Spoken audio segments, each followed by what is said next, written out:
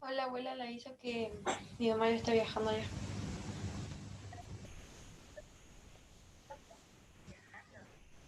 Sí, para en el centro.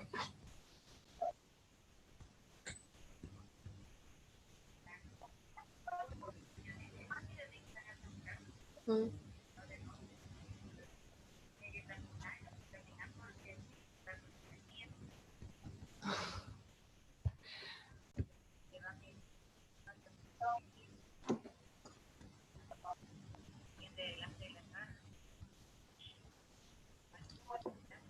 Dale, nos vemos.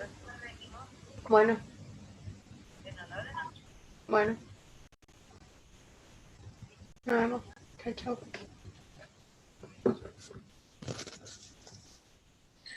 Aguárdenme un segundo, vamos a 5 minutitos.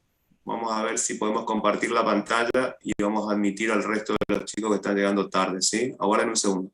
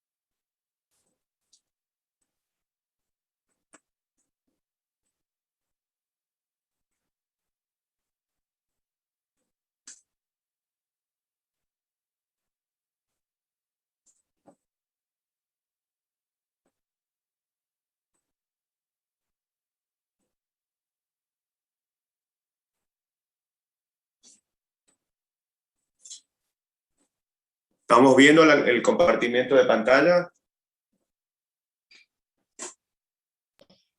Sí, profe. Perfecto. Bueno, admitimos los últimos 12 que están en sala de espera. Perdón a aquellos que fueron puntuales y empezamos.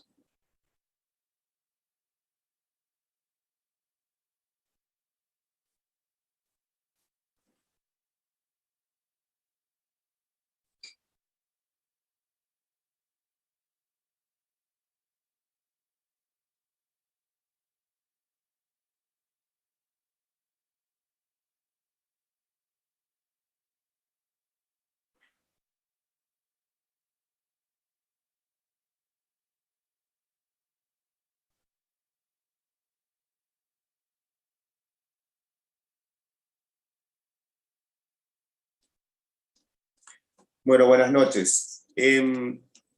Para los que no me conocen, soy el contador Darío Villalba, responsable del módulo de Finanzas Públicas e Impuestos. En el día de la fecha hemos elevado por correo electrónico el cronograma de actividades, ¿sí? Ya tienen las fechas definidas para este año. Aguarden un segundo, vamos a empezar bien acá. Tienen las fechas definidas para este año de los distintos parciales que vamos a tomar, primero, segundo parcial y recuperatorio. Tengo entendido que todos lo han recibido. Cuando exista alguna persona o algún compañero que no esté en el listado del aula virtual, les voy a pedir que por favor me avisen por el correo oficial de la cátedra. Un segundo. Por el correo oficial de la cátedra a efectos de poder incorporarlos como alumno activo y de esa manera todos van a recibir la misma información.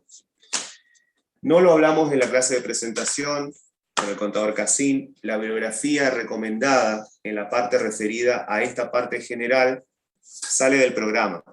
Yo les había avisado que el programa está levantado en el aula virtual en forma completa.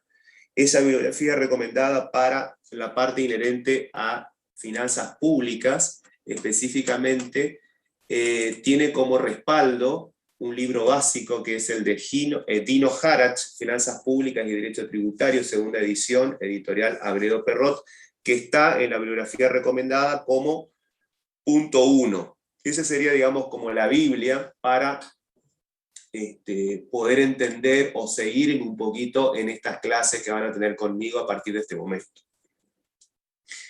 Como les dije en su momento, las clases teóricas referidas a finanzas son un poco pesadas. Les invito por favor a, si pueden tener acceso a la lectura de este libro, estaría bueno. También es interesante que lean el segundo libro, Impuesto a las Ganancias, Análisis Integral, Técnico Práctico, referido a todo lo que van a desarrollar con el contador Cassin. Pero referido a mi parte específicamente, con el libro indicado como punto 1 de Dino Harach, estaríamos medianamente contentos. Eso les va a servir muchísimo. Bien, cuando hablamos de las finanzas públicas y de los impuestos, en particular a esta materia con un nombre extraño, ¿a qué nos estamos refiriendo? Concretamente estamos hablando de...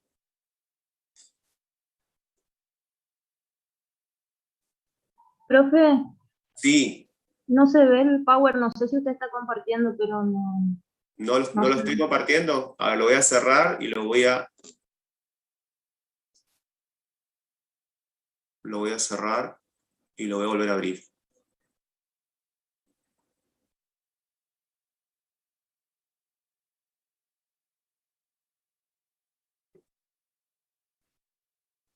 ¿Ahora?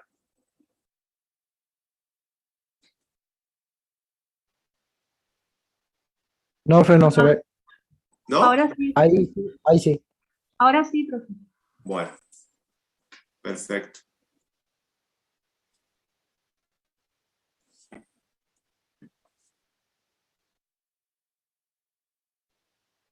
¿Se sigue viendo? No, profe, No. ahora no. Se ve el Gmail.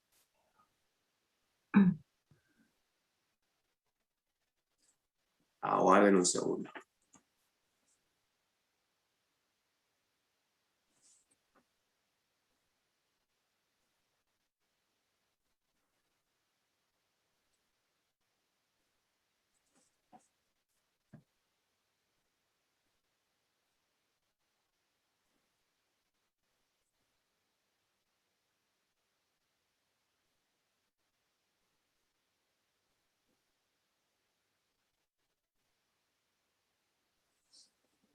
Estamos teniendo problema con esto. A ver, vamos a cerrarlo, vamos a volver a abrirlo.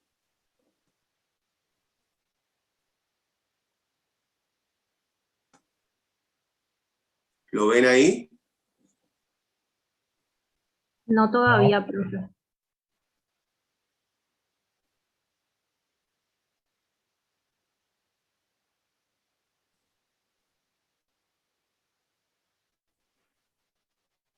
A ver, aguarden un segundo. No nos pongamos nerviosos.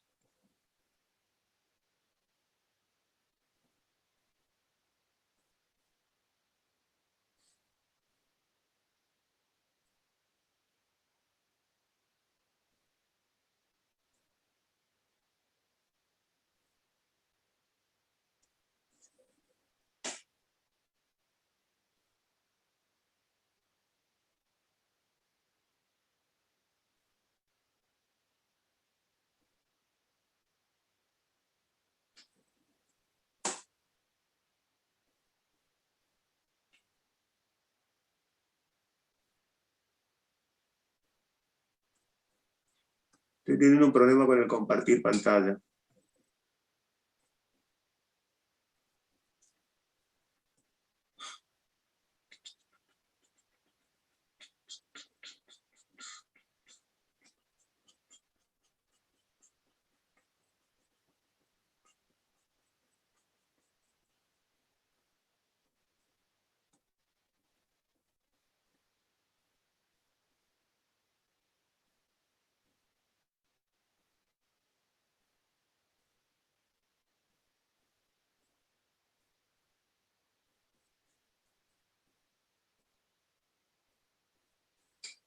No sé qué está pasando, que estoy teniendo este inconveniente.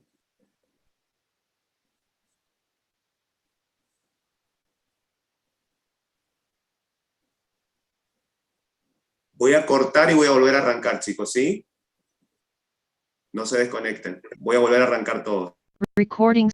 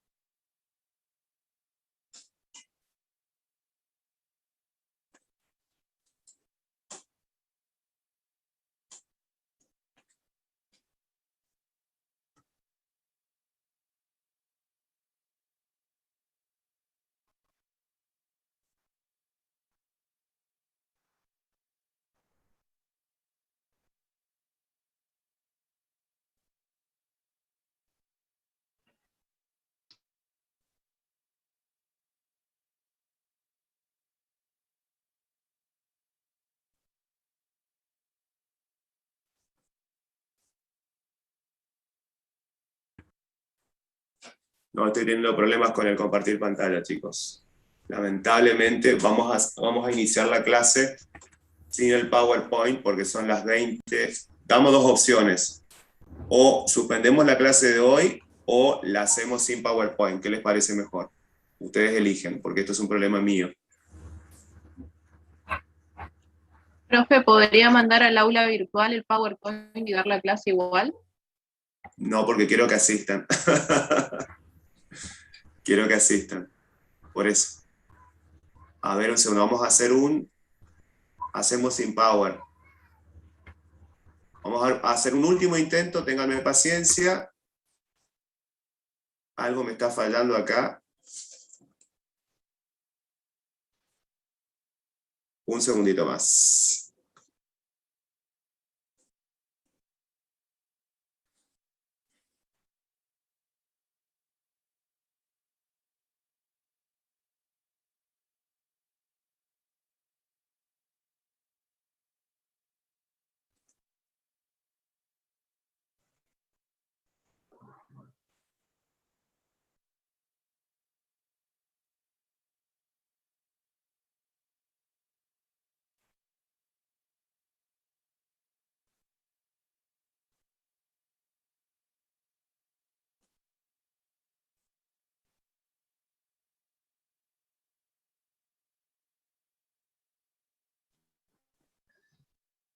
Profe, Sí.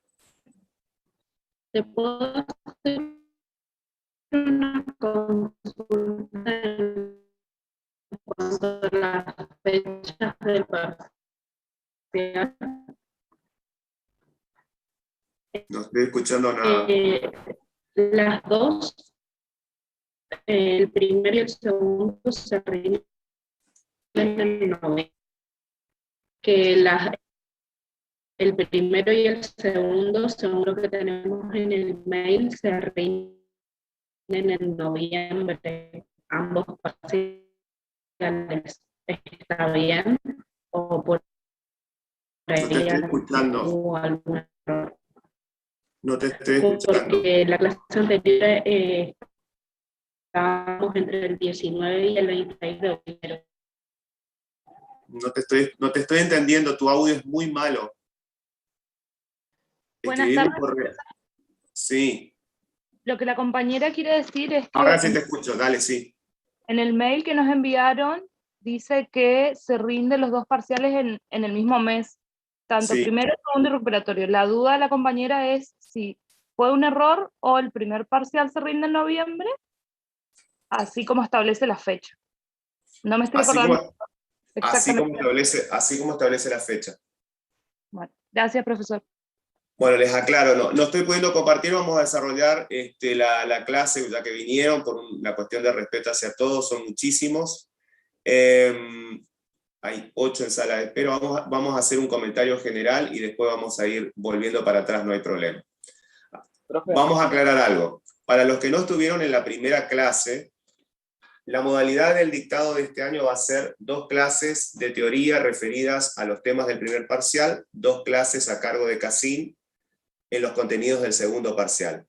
Habíamos dicho que íbamos a tratar de hacer un mix de manera tal que no fuera tan denso, digamos, mi parte ni tampoco la parte de él. Entonces, lo que pasa es que van a tener en el mismo mes 2 parciales con todos los temas dados. Cuando Casín empiece, yo ya voy a estar terminando los contenidos referidos al primer parcial, ¿sí? Cuando él esté terminando, mejor dicho, el dictado de sus contenidos. Es decir, vamos a tener clase hoy conmigo de finanzas públicas y la siguiente, la tercera y la cuarta clase va a ser a cargo de Casín. Por eso es la modalidad y les dije, no se preocupen que ustedes van a tener el contenido completo, es simplemente una cuestión de ir viendo de qué manera lo hacemos un poco más ameno. Vamos a la parte general que quería desarrollar hoy, que tengo problemas con el PowerPoint. Cuando hablamos de las finanzas públicas, nos estamos refiriendo a una organización estadual. Cuando hablamos de una organización estadual, tenemos que traer a colación todos aquellos conceptos básicos que ustedes han aprendido hasta el momento, referidos a el derecho privado, el derecho laboral, el derecho constitucional, la economía en su aspecto macro y micro, y algunas cuestiones básicas referidas a álgebra o matemática, a efectos de poder interpretar lo que es. ¿Se acuerdan ustedes en los diagramas que hacían de coordenadas cartesianas? Cuando hacían las coordenadas cartesianas X e Y, cuando vieron en algún momento referido en economía cómo se representaba la oferta, cómo se representaba a la demanda. Bueno, estos conceptos en esta instancia de la carrera ustedes ya lo tienen visto. Es decir, tenemos que hacer un mínimo recordatorio para poder entender por qué cuando hablamos de las finanzas públicas estamos refiriéndonos a una organización estadual. Y decimos que es una organización estadual porque aparece un sujeto, que es una persona jurídica, y que tiene características propias que la convierten en un sujeto de derecho público. Cuando ustedes estudiaron en su momento en derecho privado, que existían 2 grandes tipos de sujetos, las que en mi época se denominaban personas físicas, hoy personas humanas, por contraposición existen también las denominadas personas jurídicas. Dentro de esas personas jurídicas hay determinados tipos societarios que admite la ley de sociedades y hay otros tipos societarios que son los denominados irregulares o que no tienen alguna tipología establecida dentro de la ley propiamente dicha. Ahora bien, ¿por qué traigo a colación todo esto? Porque cuando hablo del Estado como sujeto de derecho público, me estoy refiriendo a una cuestión básica. Que ese sujeto de derecho, que no es un sujeto de derecho privado, no es una sociedad anónima, no es una sociedad de responsabilidad limitada, no es cada uno de nosotros como una persona humana propiamente dicha, sino es una persona jurídica que tiene un concepto abarcativo amplio. Cuando yo digo, a ver, ¿qué idea tienen ustedes de el sujeto de derecho denominado Estado? En alguna de sus 3 formas, Estado nacional, Estado provincial o Estado municipal. Ustedes dicen, bueno, profesor, yo le podría decir que tengo la noción a priori de lo que es el Estado cuando, por ejemplo, voy al campus. Sé que la universidad es pública, sé que en la universidad existe una organización edilicia, humana, donde hay profesores, donde hay no docentes, y donde yo como alumno asisto, puedo ir al baño, tengo aire acondicionado cuando hace calor, estoy medianamente con un techo, con una silla que puede no ser cómoda, pero está. ¿Se entiende? Entonces, esa es una idea que a priori yo tengo respecto al Estado. ¿Y por qué digo el Estado en sus tres formas? Estado nacional, provincial y municipal. Todo esto viene a colación de lo que la propia Constitución Nacional nos establece en cuanto a la organización política que toma la República Argentina como Estado. Básicamente, de acuerdo al derecho constitucional, ustedes saben que tenemos los estados municipales, los estados provinciales y el Estado nacional. Toda esa organización en sus tres formas está regida por la Constitución Nacional. Y es lo que en algún momento ustedes estudiaron seguramente como derecho constitucional. Todas las otras cuestiones que tienen que ver con la existencia de ese sujeto particular que nos rige y que está en cada momento de nuestras vidas, está reflejado en un sujeto particularísimo que se denomina Estado y que es un sujeto de derecho, o sea que es prácticamente una persona jurídica, pero que como persona jurídica, al igual que una sociedad anónima o una sociedad cualquiera de capital, la representación está dada por, así como en el caso de sociedades, por el gerente, por el presidente de la sociedad, por los socios o los accionistas. En el caso particular del Estado, en sus tres formas, la representación del mismo se hace a través del gobierno. Y ese gobierno tiene la particularidad, por ser justamente una organización política, está respaldada por ¿quiénes? Por los gobernantes. Ese gobierno es elegido de manera democrática a través del sistema representativo, republicano y federal que la propia Constitución así lo ordena.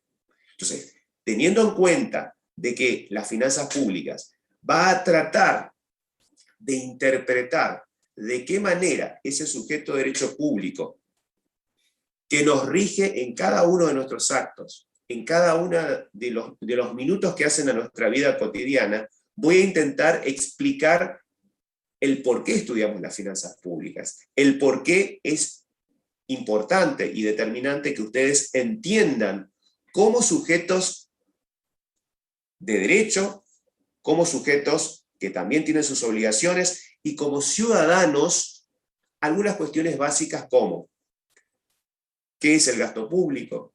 ¿Qué es el ingreso público? ¿A qué se denomina recurso público? ¿A qué se denomina gasto público? Entonces, cuando hablo de finanzas públicas me estoy refiriendo a ese sujeto de derecho particular que ejerce una actividad, pero no es cualquier actividad. Para las finanzas públicas, ese sujeto de derecho público, reitero, denominado Estado en cualquiera de sus tres formas, lo que desarrolla es una actividad financiera. Y esa organización estadual, esa organización social que hace que cada uno de nosotros sepamos mínimamente nuestros derechos, pero también nuestras obligaciones, se da en el marco de una normativa. La normativa implica que nosotros somos sujetos que interactuamos entre nosotros como personas humanas, con otras personas jurídicas y en particular con alguien que es como un supremo, que en su momento en la secundaria lo habrán estudiado por ahí en historia económica, o lo habrán estudiado en historia. El Estado antiguamente estaba representado por el emperador, el señor feudal en la Edad Media y demás. Pero después, a partir de la Revolución Francesa, se consagró una serie de principios de organización social que hacen de que nosotros no seamos cavernícolas, o sea, seamos ciudadanos. Sabemos que hay una normativa legal que rige esa organización social. Y en esa organización social, el Estado actúa como sujeto de derecho público. No es un sujeto de derecho privado como cualquiera de nosotros que somos personas humanas o el resto que son personas jurídicas. Y en esa organización social, ¿qué hace el Estado? Permanentemente hay una idea de acción, hay una idea de movimiento. Es decir, que el Estado tiene determinadas obligaciones que cumplir para respaldar justamente esa organización social en la cual estamos conviviendo. ¿Y de qué manera esa acción que se consagra en la actividad financiera que desarrolla el Estado, el mismo se manifiesta, de qué manera se expresa, de qué manera ustedes tienen la noción de que el Estado desarrolla una actividad financiera. A través de 3 áreas.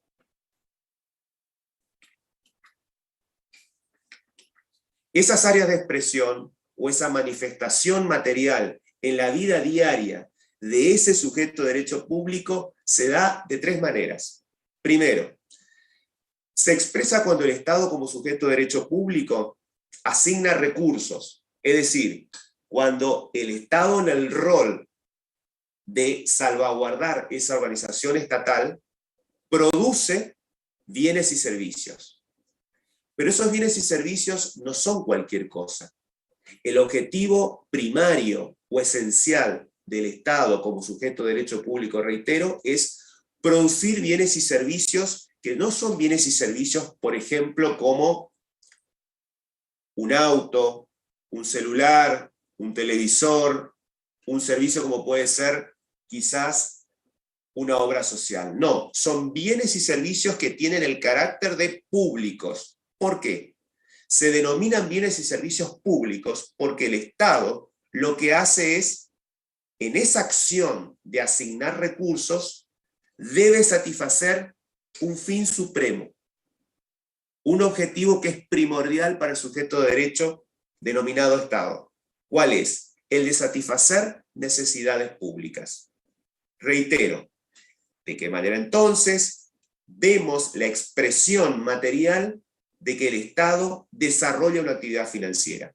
Primero, cuando asigna recursos, por todo lo que les expliqué. Segundo, o segunda expresión o materialización de que el Estado desarrolla una actividad financiera, cuando hace la distribución de ingresos, es decir, cuando el Estado como sujeto de derecho público, volviendo a la economía, ¿se acuerdan ustedes al sistema de coordenadas cartesianas en el cual teníamos la oferta como línea ascendente y la demanda como línea descendente? Había un punto en que la oferta y la demanda se cruzaban. Ahí se lograba el punto de equilibrio.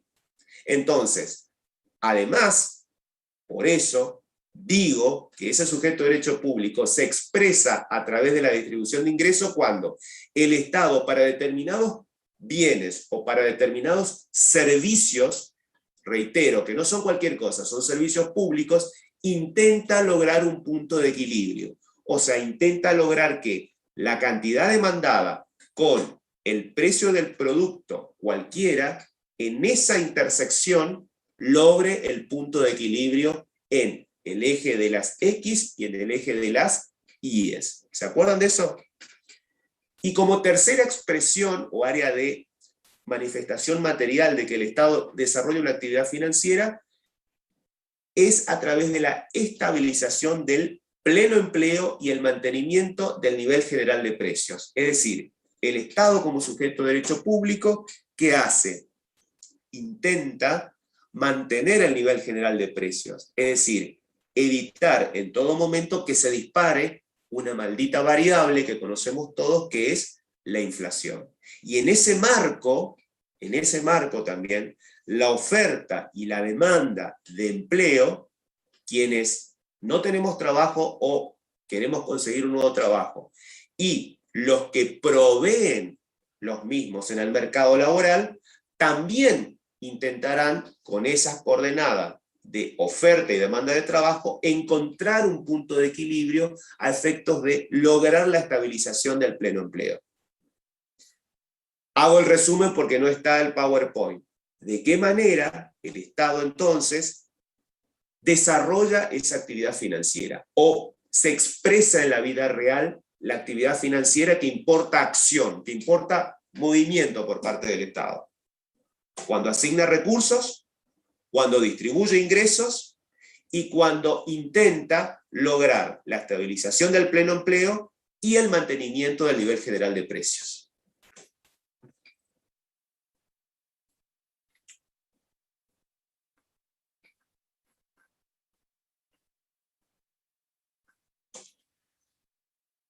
Entendido esto, voy a ver o intentar desarrollar qué se entiende por concepto, por estructura y naturaleza de las finanzas públicas.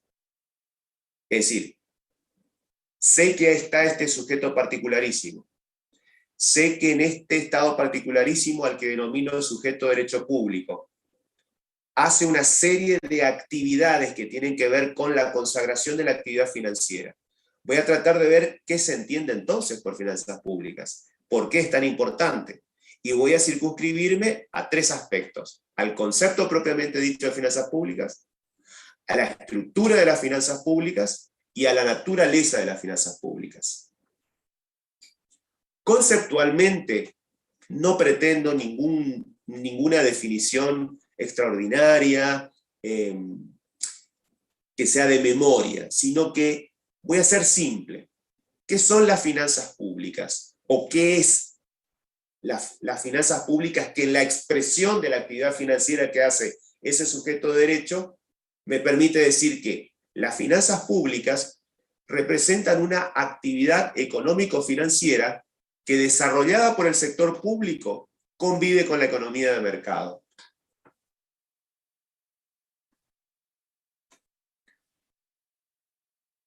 Esa definición me obliga a decir, bueno, a hacer un análisis. ¿Por qué digo que es una actividad económica?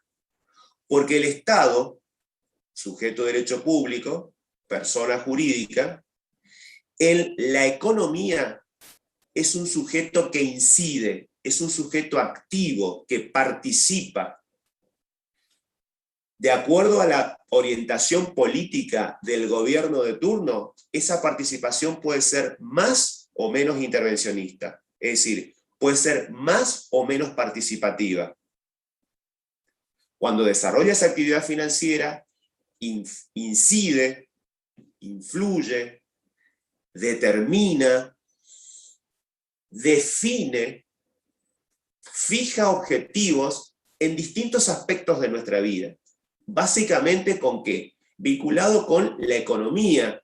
¿De quién? Del propio Estado, como sujeto de derecho público, y de cada uno de nosotros, como pequeños ciudadanos o personas humanas, y los otros sujetos que interactúan con nosotros, también personas humanas y o personas jurídicas, que son las denominadas empresas o sociedades.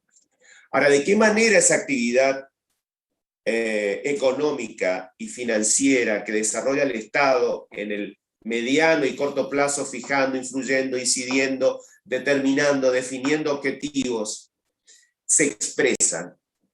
Ese monstruo que es el Estado, esa persona jurídica, tiene herramientas.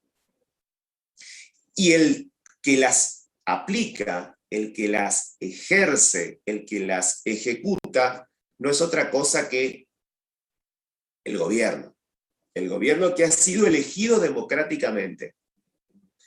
A través de esas políticas públicas, y volviendo a la realidad de cuando uno lee el diario, de cuando uno ve un noticiero, de cuando uno ve un programa político, fundamentalmente ahora que estamos en plena campaña política, en la previa de la última semana de las PASO, que vamos a tener que ir a votar el domingo, para la renovación, digamos, de la Cámara de Diputados a nivel nacional. Algunas otras provincias eligen también otro tipo de representantes. En esa acción, ustedes habrán visto, habrán escuchado de que hay políticas. Esas políticas las aplica, para nuestro caso, un sistema presidencialista, generalmente el gobierno en representación del Ejecutivo a través del presidente, o a través de políticas determinadas que surgen de normas legales del poder legislativo. ¿Y cuáles serían esas herramientas?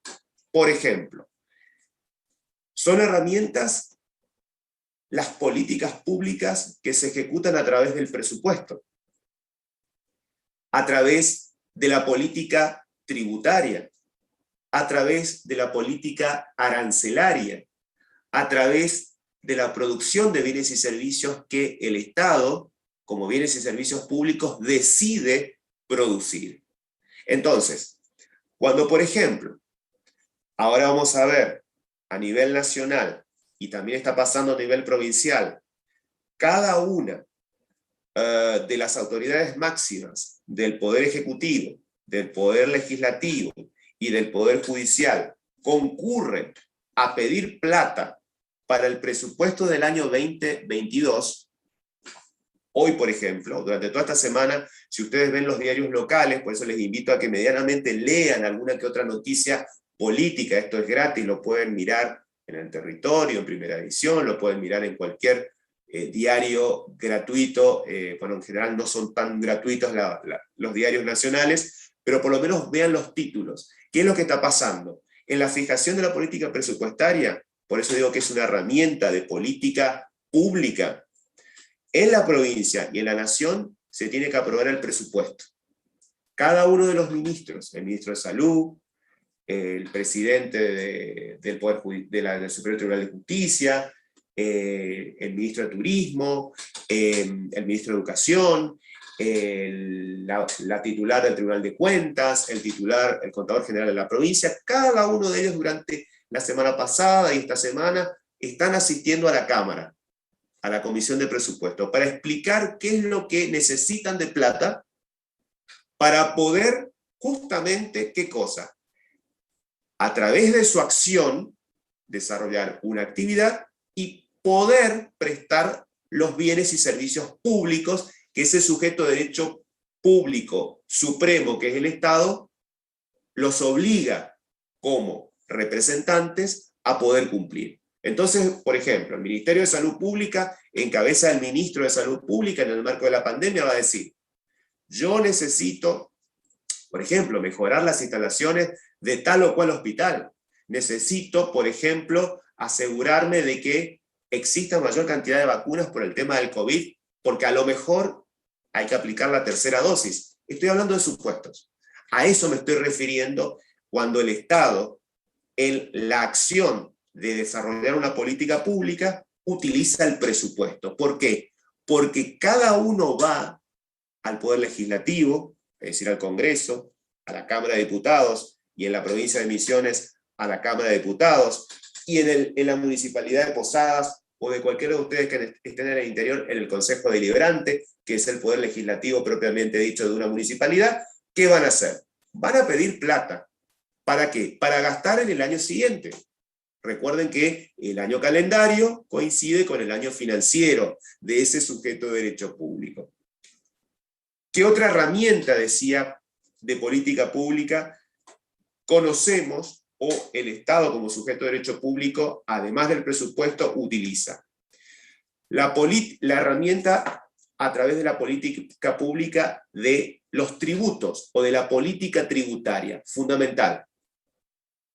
Está muy lindo que yo como ministro vaya a pedir tanto dinero dividido en la explicación de tantas áreas en las que voy a gastar.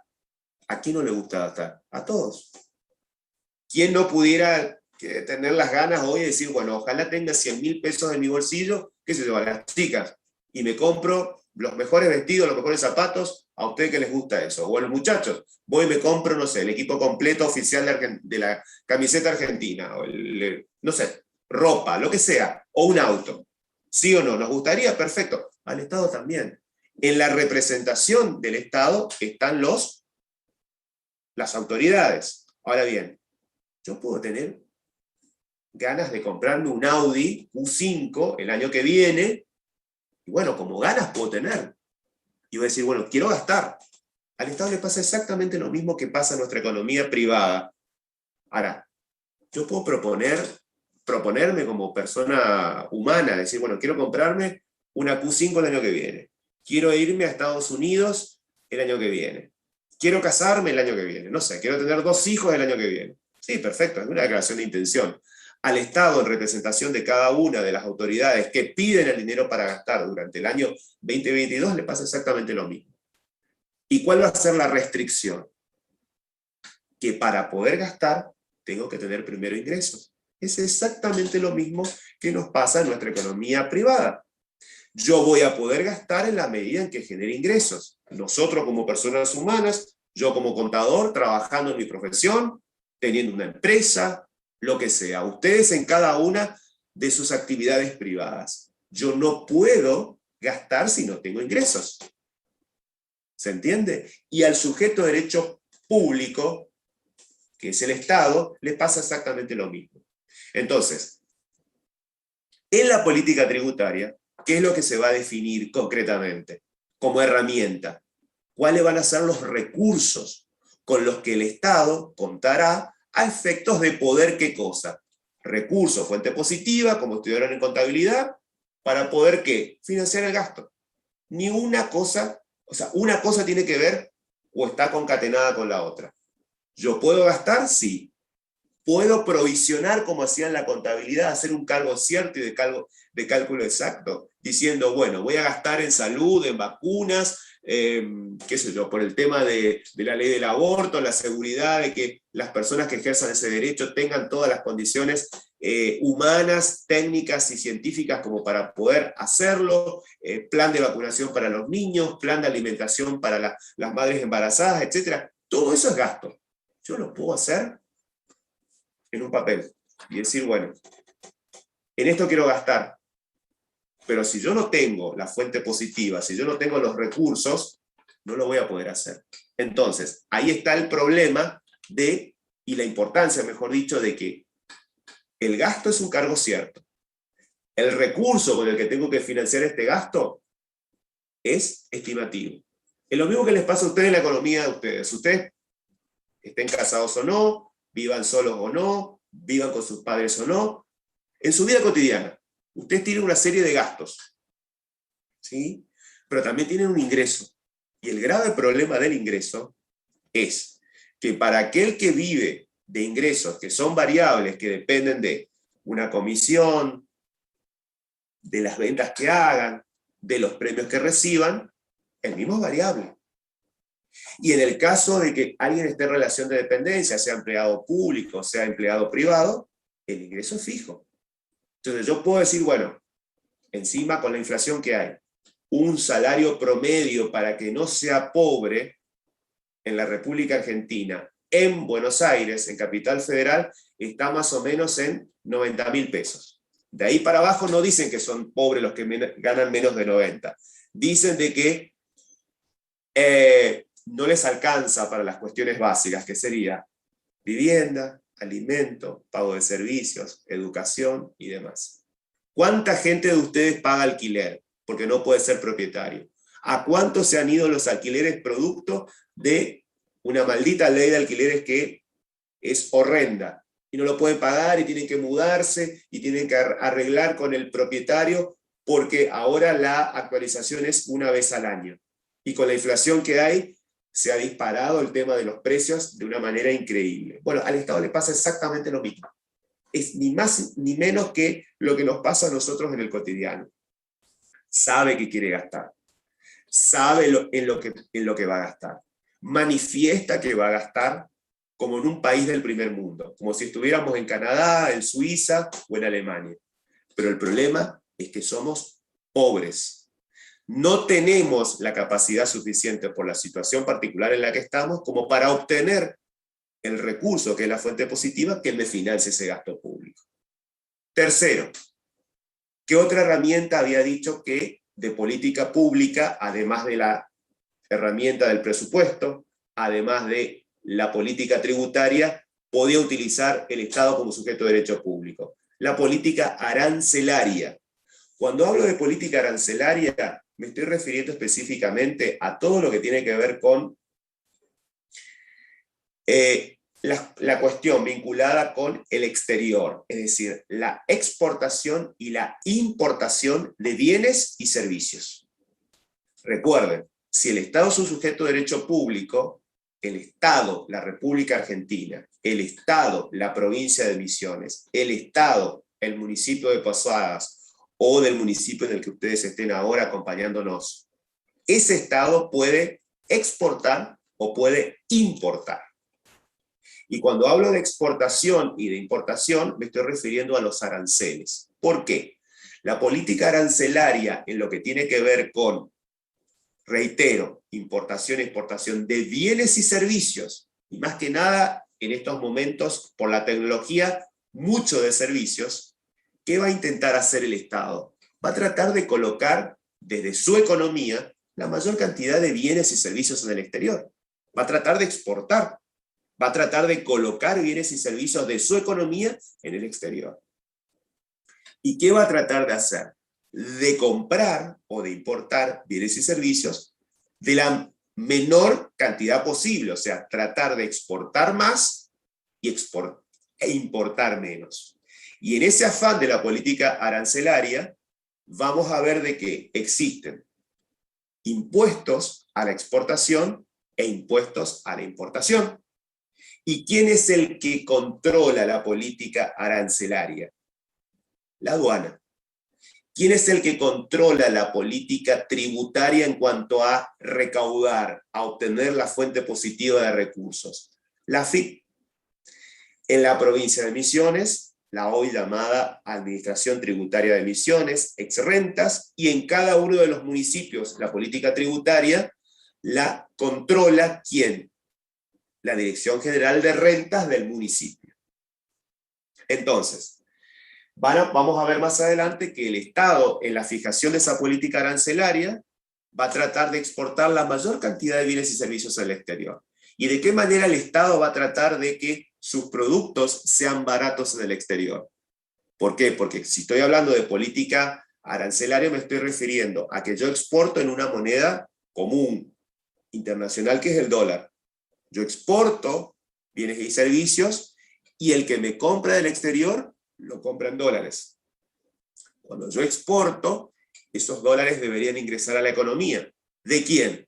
Del sujeto de derecho público denominado Estado. Cuando yo importo, tengo que pagar. O sea que tienen que salir dólares. Entonces, la política arancelaria, más en este momento, en esta situación complicada que estamos pasando, es determinante, es importante. ¿Por qué? Porque todos los países lo que intentan como exportadores es tratar de que, reitero, bienes y servicios que se exportan al exterior salgan con el menor precio posible. ¿Para qué? Para ser competitivos en el mercado externo. Nadie me va a comprar en el mercado externo bienes y servicios que sean caros. Y al revés, yo como sujeto de derecho público, Estado en cualquiera de sus tres formas, voy a tratar de que cuando entren los bienes y servicios a la economía local, ¿qué pase? Cobrarles impuestos a esos bienes y servicios que se están importando lo más alto posibles. ¿Para qué? Para defender a la producción nacional, para proteger a determinada área que pretendo impulsar y demás. Entonces, en esa política arancelaria, la aplicación de tributos a las exportaciones y a las importaciones es determinante, porque es la manera en que en forma oficial entren a la economía dólares, que casualmente, ustedes lo habrán leído en los diarios, el problema de la carne. Esa es una clara herramienta de política pública que el gobierno de turno en estos momentos está fallando. ¿Qué es lo que está pasando? Se están perdiendo sistemáticamente mercados en el exterior producto de una errada política arancelaria en materia de exportación de carnes. Con la excusa de que se restringen las exportaciones para poder bajar el precio, ¿sí? Y ahí entramos en el tema del punto de equilibrio de la carne en el mercado local. ¿Y qué hace un exportador cuando le restringen, vía la política arancelaria, las exportaciones? Se queda quieto.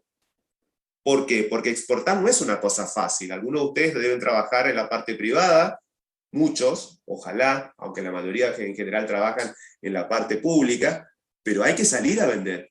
El que es empleado de comercio o el que trabaja a comisión, sale a matar todos los días por vender. Y lograr un mercado es muy difícil. Entonces, cuando se restringe de la manera en que se hace en el mercado de carnes, incidiendo a través de la herramienta política pública arancelaria, lo que se está haciendo, ¿qué es? Es restringir ¿qué cosa? La salida de la carne al exterior. De determinados cortes, con determinados precios. ¿Y eso qué pasa con el exterior? Si yo me comprometí con alguien a entregar determinada cantidad de productos y no lo hago por culpa de que el país cambia su política arancelaria, el que me quería comprar y se comprometió a hacerlo, cambia de proveedor. Va y lo compra a otro país. Es lo que está pasando con Paraguay, con Brasil, con Uruguay, que están, digamos, ocupando el lugar de aquello que nosotros como país exportador, con una política arancelaria errada, equivocada, hace de que perdamos mercados. ¿Y qué otra herramienta de política pública se puede utilizar o mencionar? La producción de bienes y servicios públicos. El Estado, vamos a verlo más adelante, puede, en su afán de satisfacer necesidades públicas, producir bienes y servicios públicos de tres maneras. O lo hace él directamente, o compra esos bienes y servicios y satisface las necesidades públicas, o de lo contrario lo que hace es, como no le cierran los números, ¿por qué? Porque es caro producirlo directamente, o es caro comprarlo a los privados que lo producen en el mercado local, lo que hace es hacer un contrato de concesión para, a través de un contrato de largo término, conceder la explotación de un determinado servicio público. Típico, los peajes. Típico, los peajes en las autopistas, ¿no? Típico, los peajes, por ejemplo, la construcción de una terminal de ómnibus, o de la terminal de aviones en Buenos Aires, o en Posadas, o en Iguazú. O, por ejemplo, concede un determinado servicio público a una empresa, como puede ser Telecom, o como puede ser cualquier otra empresa equivalente, para, ¿qué cosa? Para que explote el servicio público del cual es titular el Estado, teléfono, gas, agua, electricidad, etc. Cierro.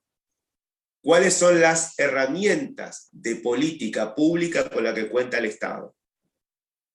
Presupuestaria, política tributaria, política arancelaria y política de producción de bienes y servicios públicos. En el concepto, estoy desarrollando el análisis del concepto de lo que dije que eran las finanzas públicas, desarrollada por el Estado. Esa actividad económica financiera de la cual hablé, que se manifiesta en lo que hace 2 minutos también desarrollé, se vincula con que para las finanzas públicas, esa actividad financiera es desarrollada por un sujeto particularísimo, del cual vengo hablando desde que disparé la clase. ¿Sí? ¿Quién es? El Estado. ¿Y por qué el Estado? Porque antiguamente, les anticipé, había una relación de poder entre el Estado o el señor feudal de la Edad Media y los súbditos. En general, en la concepción de la Edad Antigua y luego en la medieval, la autoridad suprema era el emperador, o era el rey, o era la persona que se designara que era el dueño de las tierras. Como dueño de las tierras, cada uno de nosotros, que seríamos las personas humanas en esa época, éramos simples súbditos. Teníamos un pequeño espacio físico, tierra, que cultivarla.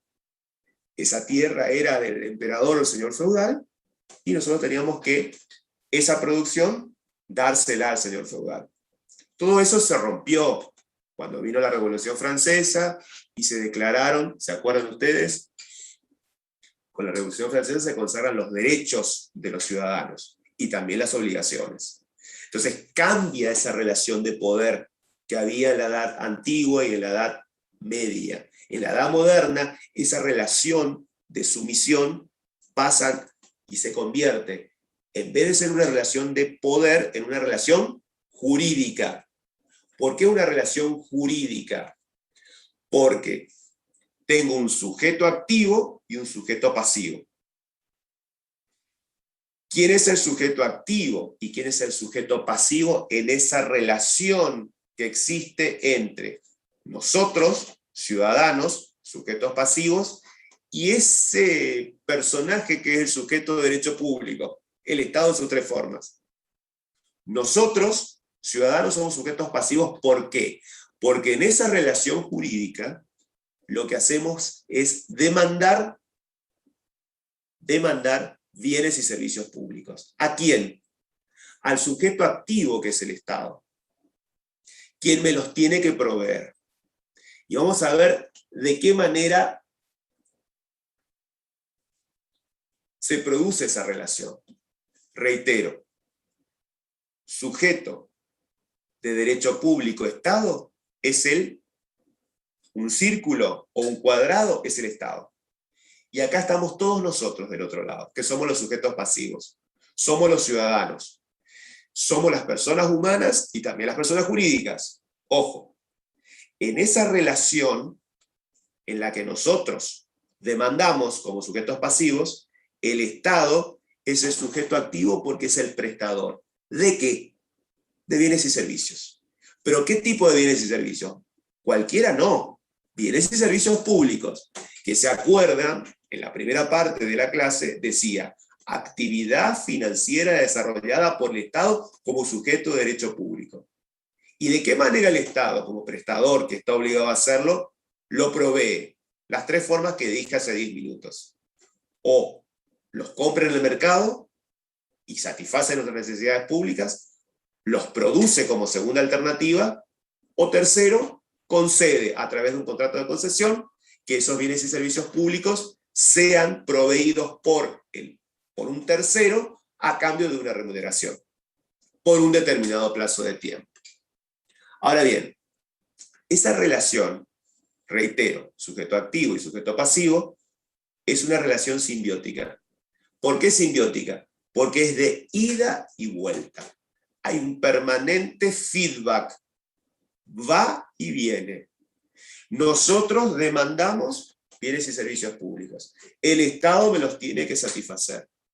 ¿Y de qué manera a priori el Estado, en la representación de los gobernantes que elegimos democráticamente, lo percibe? Porque nosotros exigimos.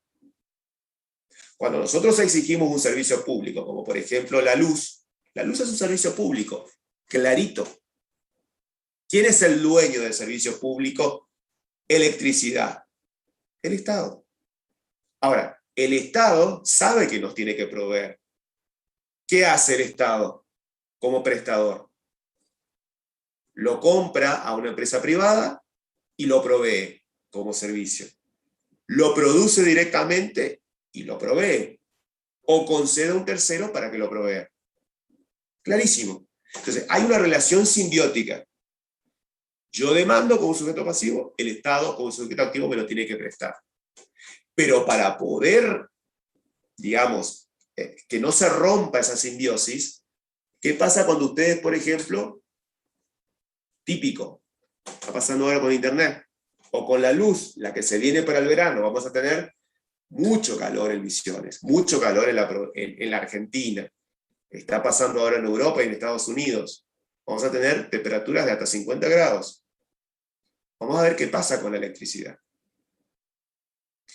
De nuevo, los precios del servicio público prestado en el caso de Posadas por ENSA y en el interior por alguna que otra cooperativa eléctrica, está planchado, está como congelado. O sea, se ha incrementado para los grandes consumos, pero el precio sigue siendo accesible. ¿Esa qué es? Es una política. ¿De quién? Del gobierno de turno. Entonces, cuando no tengamos electricidad, cuando se nos corta, o cuando el servicio de Internet que pretende que se pretende que sea un servicio público, empiece por el congelamiento de los precios a ser un servicio malo, nosotros vamos a demandar. Es decir, nosotros como ciudadanos, como sujetos pasivos, muchas veces nos olvidamos de que el Estado es el que controla esto, de que el Estado es el que fija la política de bienes y servicios, fija los precios de esos bienes y servicios públicos. Y pretendemos, como todos, yo pretendo pagar, al igual que ustedes, el menor precio por un servicio de Internet 5G, ¿sí? O pretendo el servicio de cable, que puede ser el de DirecTV o Cablevisión, el Flow para Cablevisión y el Full para DirecTV. Pero eso sale, el Flow o el DirecTV, el completo, 5.000 pesos. ¿Quién está en condiciones de pagar 5.000 pesos todos los meses? Uno trata de ver, de pagar el menor precio y tener la mayor cantidad de prestaciones. Entonces, cuando no lo recibe adecuadamente, patalea. ¿Y patalea frente a quién? Frente al Estado, que es el prestador que me debe asegurar, ¿qué cosa? La prestación de esos bienes y servicios públicos. Conclusión. Antiguamente era una relación de poder. Ahora es una relación jurídica. ¿Y por qué digo que es una relación jurídica? Esa simbiosis entre el activo y el pasivo, con el alcance de lo que dije hace un ratito. Porque hay un ordenamiento normativo. Porque hay un plexo normativo. ¿Qué es un plexo normativo? Hay una organización que hace que nosotros no seamos cavernícolas. Que hace de que yo esté habilitado para ser profesor y ustedes se sienten ahí o vayan a la facultad y sean mis alumnos. A mí me pagan para esto. ¿Esto es un servicio público? Sí. Es educación universitaria gratuita. Pero hay un plexo normativo. Yo tengo un horario que cumplir como profesor. Ustedes como alumnos tienen un horario por cada módulo. Si yo no me puedo expresar vulgarmente frente a ustedes porque yo estoy representando a quién, como empleado del Estado Nacional, como empleado de la universidad, les tengo que dar conocimiento, los tengo que capacitar, porque estoy siendo parte de un proceso que les va a dar un título, avalado por el Estado, avalado por la universidad, que les va a permitir a ustedes mejorar su situación laboral o personal, no importa. Pero ese plexo normativo, que es el ordenamiento, hace de que yo no sea cavernícola, de que yo me presente correctamente, de que esté vestido, no venga de ojotas a darle clases si tenemos clases presenciales, y ustedes lo mismo. La típica, me ha pasado como experiencia. Chicos que van a clase porque hace calor, sobre todo los varones, de ojotas y short. No podés entrar a mi clase así. Porque de la misma manera yo podría venir para estar cómodo, y eso sería una falta de respeto hacia vos y hacia el resto de tus compañeros. O sea, me produzco, me baño, me presento, porque hay un plexo normativo, ¿se entiende? Bueno, la relación jurídica importa que hay un ordenamiento jurídico, que hay una serie de normas, leyes, decretos, resoluciones, que regulan esa relación. Recuerden, la relación jurídica entre nosotros, ciudadanos y personas jurídicas, y el Estado como prestador. Ese plexo normativo importa un ordenamiento. Ese ordenamiento implica de que, ustedes ya lo vieron esto en derecho, es simplemente un recordatorio. El ordenamiento jurídico de la Argentina, de la provincia de Misiones, de cada uno de los estados provinciales y de los municipios, importa de que la ley suprema, ¿cuál es? La Constitución Nacional. A nivel nacional, nosotros somos un Estado federado. Cada una de las 24 provincias integran la República Argentina. Pero la Constitución es la parte superior de la pirámide. La Constitución Nacional. Y los pactos que la República Argentina hubiere firmado a nivel internacional. Luego vienen las leyes, luego los decretos, las resoluciones y los dictámenes. Es decir, sería un triángulo, una pirámide. Constitución con pactos firmados por el Estado Nacional. Leyes, segundo grado. Decretos, tercer grado. Cuarto grado de resoluciones y último dictámenes. En ese plexo normativo que yo debo conocer, se desarrolla esa relación jurídica. Y fíjense, digo una relación jurídica, ¿por qué? Porque hay un ordenamiento normativo. No es una relación de poder como lo era en la antigüedad. Y esa norma suprema, que es la Constitución, determina básicamente qué cosa, de acuerdo a lo que ustedes estudiaron en el derecho constitucional. La organización política de la República Argentina como un sistema. Ese sistema consagra de que la Argentina es un sistema federado. Las federaciones, que no es otra cosa que la copia de la Constitución de los Estados Unidos, recuerden que en Estados Unidos los estados son federaciones, acá son provincias, consagra un sistema de organización política. Y como sistema de organización política, ¿qué pasa? Nuestra Constitución consagra el sistema representativo, en donde cada uno de nosotros votamos a los diputados y al presidente para poder conformar el gobierno. Cada 4 años elegimos presidente y diputados y senadores, y también elegimos medio tiempo, lo que va a pasar ahora con las PASO, y en noviembre las definitivas, se eligen diputados y o senadores de acuerdo a cada provincia. Es un sistema republicano, porque en la organización de la representación y del sistema federal, la República Argentina es una unión de provincias o estados federados. Y es federal, ¿por qué?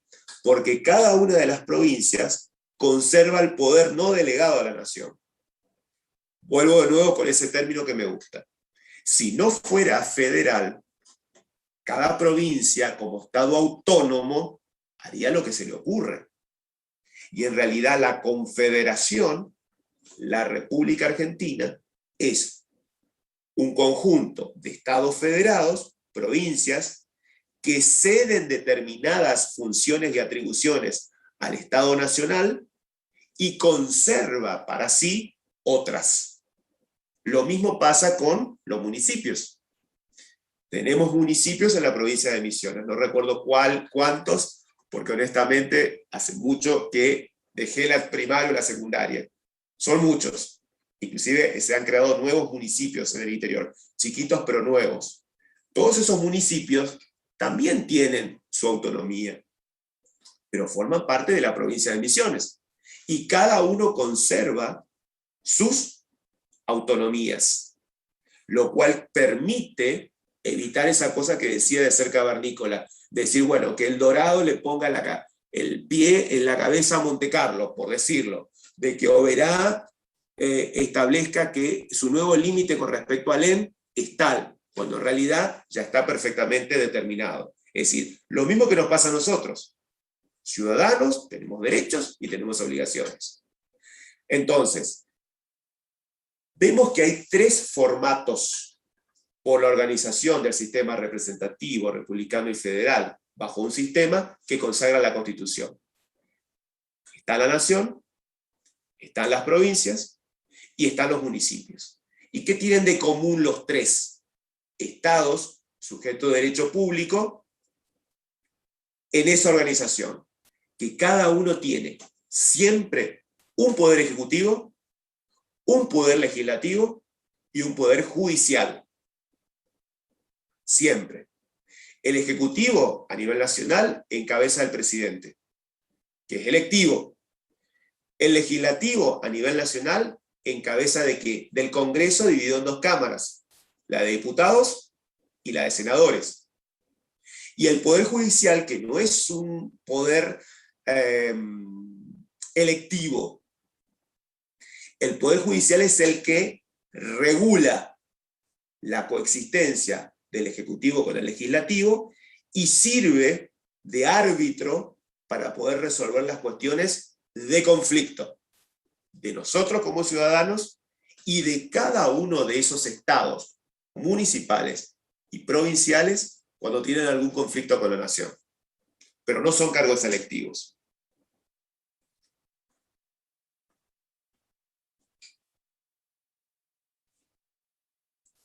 En esa acción, en ese movimiento que desarrolla el Estado como sujeto de derecho público,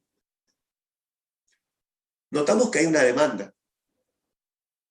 Decíamos que, ¿se acuerdan? Nosotros como sujetos pasivos con el Estado demandábamos algo. ¿Qué es lo que técnicamente se demanda? Se demandan bienes y servicios, no privados, sino públicos. Cuando hablo de servicios públicos, me estoy refiriendo a lo que, para traerles una idea, digamos, a lo que serían todos los conceptos inmateriales, aquellos que no tienen una representación física. Nosotros como ciudadanos, las personas jurídicas de derecho privado, le demandan, ¿qué cosa? Intangibles al Estado que los debe proveer como prestador. Y pregunto, ¿cuáles serían esos servicios intangibles, esos servicios inmateriales que nosotros demandamos al Estado como prestador en esa relación de simbiosis que hay, a la que denominábamos relación jurídica? Que el Estado nos provea, por ejemplo, defensa exterior y defensa interior. Entonces el Estado, para poder cumplir con la satisfacción de esa necesidad pública materializado en un servicio intangible, lo que hace que es proteger las fronteras.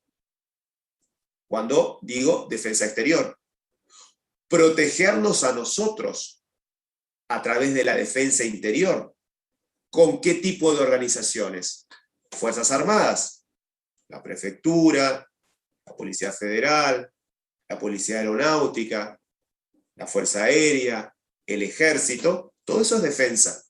Exterior, interna, la Policía Local, y todos los órganos o las fuerzas, digamos, armadas que permiten asegurarnos de que vivamos seguros. ¿Qué más? ¿Qué otro servicio inmaterial o intangible demandamos como ciudadanos o como personas jurídicas de derecho privado? La seguridad interior y exterior. Fundamental para ustedes y para mí.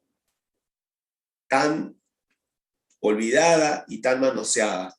La educación. La educación es un servicio intangible. Es un servicio público inmaterial. Denostado, mal llevado. Ustedes son víctimas de un mal manejo que se ha tenido con este tema vinculado antes de la pandemia y que se agravó con la pandemia. ¿Sí? Está visto que mucha gente no ha podido pagar el servicio de educación privado y se ha inscrito en la universidad pública. Es impresionante la cantidad de gente que se ha pasado porque no lo puede pagar al sistema público porque por lo menos hasta ahora es gratuito. Después tenemos un montón de deficiencias, un montón de problemas. Por decirles, la facultad me provee a mí, o a las cátedras, nos provee de un servicio gratuito, una plataforma. Probándolas el año pasado para aquellos que cursan por primera vez con nosotros, fueron un desastre. Todo lo que sea Google Meet, todo lo que sea Webex, todas esas plataformas gratuitas. Serios problemas de comunicación. Hoy el problema no fue la plataforma Zoom que estamos usando. Fue el profesor que tuvo problemas para compartir la pantalla, pero estamos acá. Ustedes me están escuchando, ustedes están cómodos, disfrutando o no de mi clase. Pero el servicio de Zoom, que es gratuito hasta 40 minutos, no nos permitiría tener esta clase tan extensa. ¿Por qué? Porque la pagamos nosotros. Fíjense, ¿hay errores? ¿Hay problemas? Y sí. Hubieron problemas para los que están recursando en la evaluación de lo que pretendimos hacer primer y segundo parcial el año pasado. El aula virtual no funcionaba. El aula virtual colapsaba. El aula virtual los hacía llorar a ustedes desde el otro lado, viéndolos, era desesperante, que estaban rindiendo, se desconectaban y perdían todo lo que habían escrito. Y la modalidad para poder dar el examen era enviar lo que escribían o desarrollaban en cálculos a través del aula virtual. Y el aula virtual tenía serios problemas. ¿Por qué? Porque no había mantenimiento, porque el sistema es viejo, porque no hay plata, y de pronto, bueno, como a todos, chicos, la pandemia nos rompió la cabeza, nos separó de la persona que amábamos, nos planteó la realidad como tal, nos enfermó a seres queridos, a nosotros mismos, nos rompió la cabeza. Bueno, acá pasa lo mismo. Entonces, en la educación es un servicio público, inmaterial, intangible, prestado por, que debe prestar el Estado. Si yo después elijo ir a la privada es otra cosa, ahora ya la vamos a ver. Pero es un servicio público del cual es titular y el prestador es el Estado. Si la educación es pública, tiene que ser gratuita y pública, como la que están recibiendo ustedes ahora a través de la UNAM.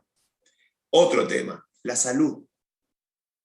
Es también un servicio inmaterial, intangible, que el Estado como sujeto de derecho público me lo debe satisfacer. ¿A través de qué forma? A través del capital fijo o activo fijo que se representa en los hospitales públicos.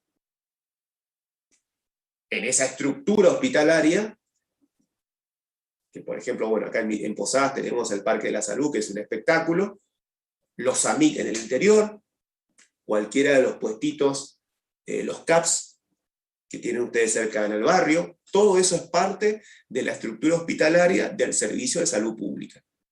Y lo que tiene que ver con la sanidad.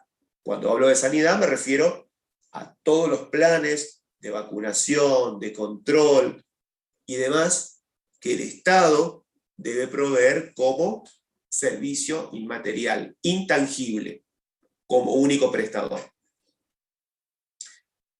Pero hablamos de lo más, digamos, etéreo o de lo más como que cuesta entender por la inmaterialidad o la intangibilidad del servicio.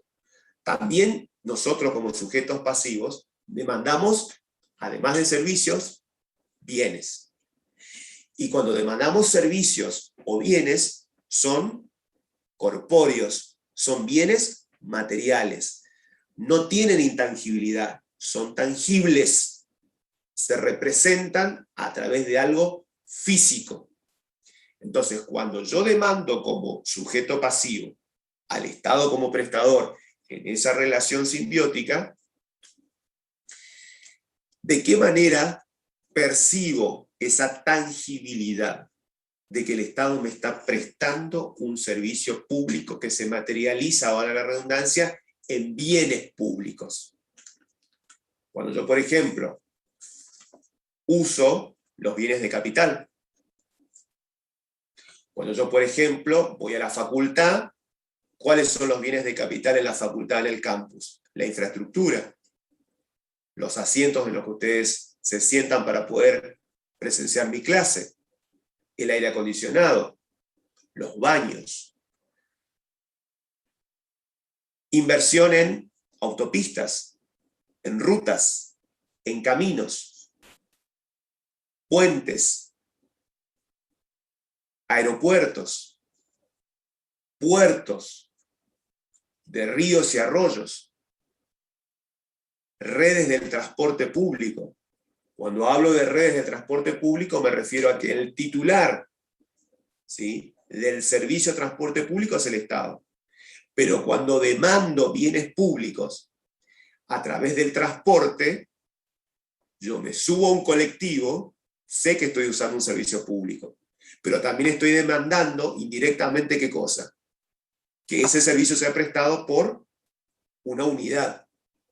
De que, por ejemplo, sería un bien material, lo que crearon hace años, que fue el primero, no es el Metrobús acá, el servicio de transferencia, que está en el campus, y el otro más nuevo que hicieron en Santa Catalina y 40.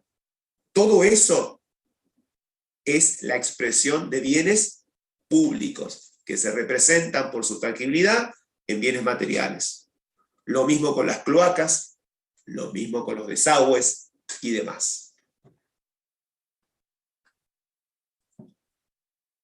Y decía como tercera pata y último elemento del concepto de finanzas públicas que convive con la economía de mercado. ¿Por qué? Porque en esa relación de simbiosis hay una relación de ida y vuelta permanente. ¿Entre qué? Entre el sector público y el sector privado. Y depende de la orientación política del gobierno de turno que es elegido, democráticamente, el Estado tendrá una mayor o menor participación en la economía. Será más o menos interventor en la economía.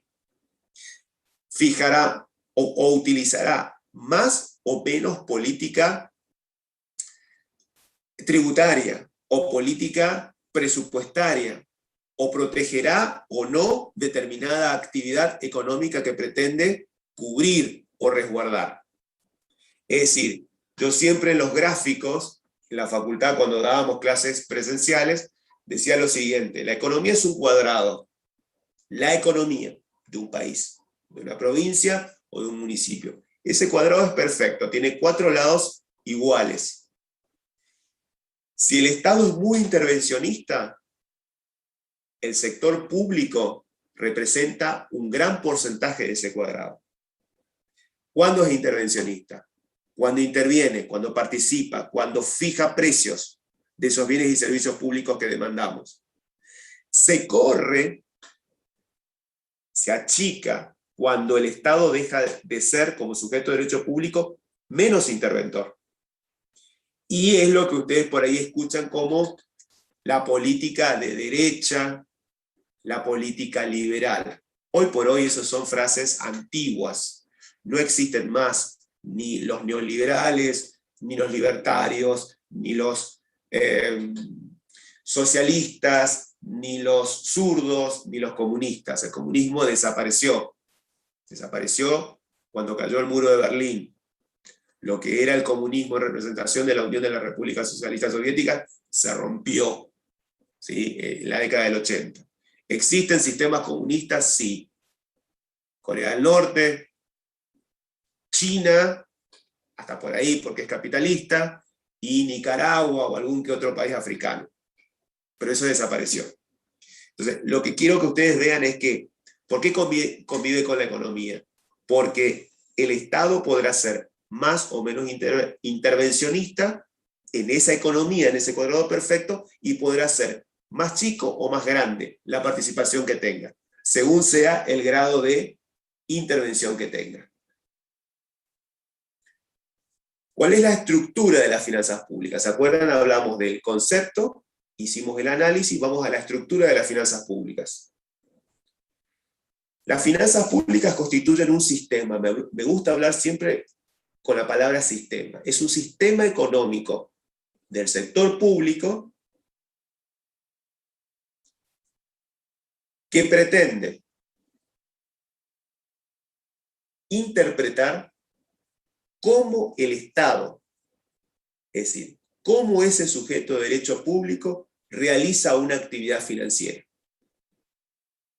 Y en ese sentido vamos a ver que en la historia, así como hablamos de la antigüedad, hablamos de la Edad Media y hablamos ya de la Edad Moderna o contemporánea, teníamos una relación de poder, después se convirtió en relación jurídica. De la misma manera, ese sujeto de derecho público ha tenido una evolución.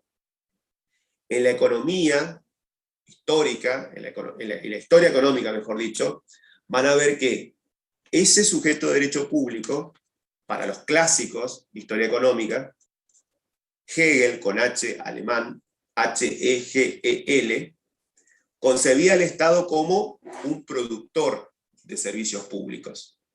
Y como productor de servicios públicos, ¿qué hacía? Redistribuía la riqueza. Eso es la época de la economía clásica. O sea, la concepción del Estado como sujeto de derecho público era que el Estado era el productor de esos servicios públicos. Y lo redistribuía, nada más. ¿Qué redistribuía? La riqueza. Luego aparecieron en la Edad Moderna, lo que todavía se sigue utilizando hoy como post-keynesianos, pero en la Edad Moderna aparece Keynes, lo habrán visto en economía. ¿Qué es la concepción del Estado del keynesianismo? Keynes, K-E-Y-N-E-S. Este economista concebía al Estado, como sujeto de derecho público, como regulador de la economía. Es lo que por ahí ustedes han escuchado, han visto en los diarios, escuchan en los noticieros, la concepción política que por ahí tienen determinados economistas del gobierno local de la provincia de Buenos Aires. Un post-keynesiano sería con ideas más de izquierda, pero es que post-keynesiano al fin es el gobernador de la provincia de Buenos Aires, Kicillof, que es licenciado en economía y entiende que el Estado es un regulador de la economía. Y por último, hablábamos de la naturaleza. Acuérdense, habíamos hecho para ubicarlos, habíamos hablado de las finanzas públicas. Dije, di el concepto, di la estructura, y ahora vamos a ver la naturaleza. Y ahí terminamos. Pregunta del millón. Si ya sé la particularidad que tiene este sujeto de derecho público, al que llamo Estado, es la pregunta del millón, ¿por qué? ¿Qué está primero? ¿Las finanzas públicas se justifican en cuanto a su existencia o existen como tal porque existe el Estado? Es decir, si no existiera ese sujeto de derecho público, ¿existirían las finanzas públicas? Yo diría que no.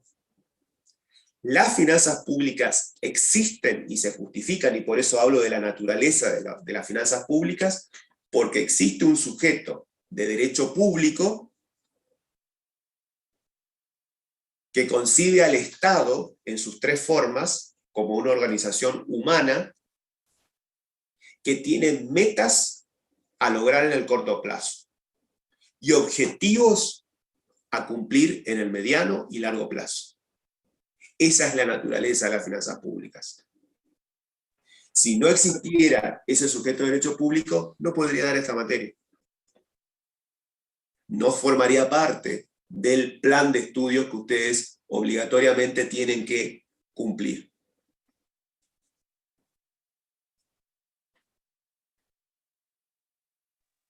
Ya entendieron lo que es la relación jurídica tributaria, la relación jurídica, no relación de poder. Vamos a cerrar con necesidades públicas, que es el siguiente punto. Vuelvo al gráfico de la relación simbiótica, vuelvo al gráfico en la que cada uno de nosotros somos como ciudadanos sujetos pasivos, y está enfrente nuestro el sujeto activo, que es el Estado como prestador. Yo decía a priori que nosotros demandábamos ¿qué cosa? Bienes y servicios públicos. ¿Puedo decir de la misma manera en que afirmé como pregunta en el punto anterior que las finanzas públicas, ¿se acuerdan?, existen porque apareció en ese plexo normativo el Estado como sujeto de derecho público lo siguiente en cuanto a necesidades? ¿Puedo decir, por ejemplo, que la existencia de demanda justifica la existencia del Estado? ¿O puedo decir que el Estado existe como consecuencia de la demanda? O sea, la pregunta es, ¿quién está primero? Si yo, como ciudadano al igual que ustedes, demandamos bienes y servicios públicos, ¿eso justifica la existencia del Estado? ¿O al revés? ¿El Estado existe porque nosotros demandamos bienes y servicios públicos? Y la respuesta es, ninguna de las dos es la correcta. Mientras en el punto anterior, para hablar de las finanzas públicas, decíamos que las finanzas públicas justifican su existencia a partir, valga la redundancia, de la existencia del Estado como sujeto de derecho público, cuando hablamos de necesidades, no. Ni el Estado existe porque estamos nosotros demandando bienes y servicios públicos, ni a la inversa. Esa relación jurídica no es absoluta. Son, o es, mejor dicho, una relación de interdependencia. La relación es coetánea, es inescindible. Inescindible quiere decir que yo no lo puedo separar, que yo no lo puedo romper. No es que está primero el Estado, que como prestador justifica su existencia porque estamos nosotros demandando, ni a la inversa. Ambos somos interdependientes. Ambos, Estado y ciudadano, sujeto activo y pasivo, somos coetáneos, somos coexistentes. Vivimos en una relación de interdependencia. ¿Por qué? Porque el Estado como prestador, ¿qué es lo que hace? Percibe. ¿Cómo se da cuenta el Estado como sujeto de derecho público que nosotros demandamos bienes y servicios? Porque hay una carencia, porque hay una insatisfacción. Porque si vivo en una casa, necesito luz, necesito agua, necesito determinados servicios públicos que me lo va a prestar ¿quién? El Estado. Después, como el Estado haga, si lo quiere explotar directamente a través de una concesión, o los quiere comprar en el mercado y después dárselos, darnos, mejor dicho, a nosotros como ciudadanos, es otra cosa, eso ya lo saben. Pero la necesidad pública parte de una carencia. Es como cuando el bebé, cuando éramos bebitos, teníamos hambre, ¿qué hacíamos? Llorábamos. Y la mamá nos daba la teta, o nos daba la mamadera. O cuando teníamos sueño, llorábamos. ¿Qué hacía la mamá? Nos hacía dormir. Necesidades básicas, carencia, insatisfacción. Necesito descansar, necesito vacaciones. Necesito ir al baño, hacer pis. Listo. Es una necesidad que se percibe a partir de ¿qué? De una insatisfacción. Entonces, el Estado, de la misma manera, de forma equivalente, percibe ¿qué cosa? Insatisfacción o carencia ¿de quiénes? De nosotros como ciudadanos. Entonces, ¿de qué manera el Estado va a satisfacer esas necesidades públicas? A través de las distintas políticas que como herramientas permitirá prestarlas. Lo cual me permite, para cerrar la clase de hoy, arrimar el concepto de necesidad pública. ¿Qué son las necesidades públicas?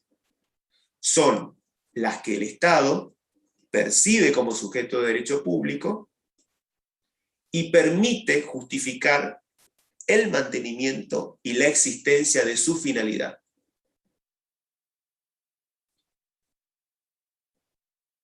Por tanto, el Estado asume esas necesidades públicas como propias, pero no por ser públicas, sino porque no existe otro sujeto capaz de actuar como proveedor. ¿Por qué?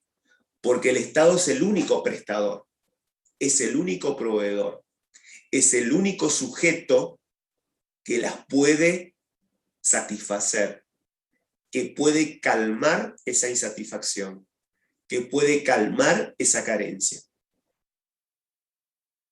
Y tiene el poder para hacerlo, porque es el único prestador. ¿De qué manera? Produciendo bienes y servicios públicos, que es en definitiva lo que cada uno de nosotros como ciudadanos demandamos. Hasta acá sería la clase de hoy. Disculpen el tema del no compartir pantalla, tuve un problema con la netbook. Seguimos el martes que viene a las 19:30 con la modalidad habitual. Que tengan buenas noches, cuídense y nos estamos viendo.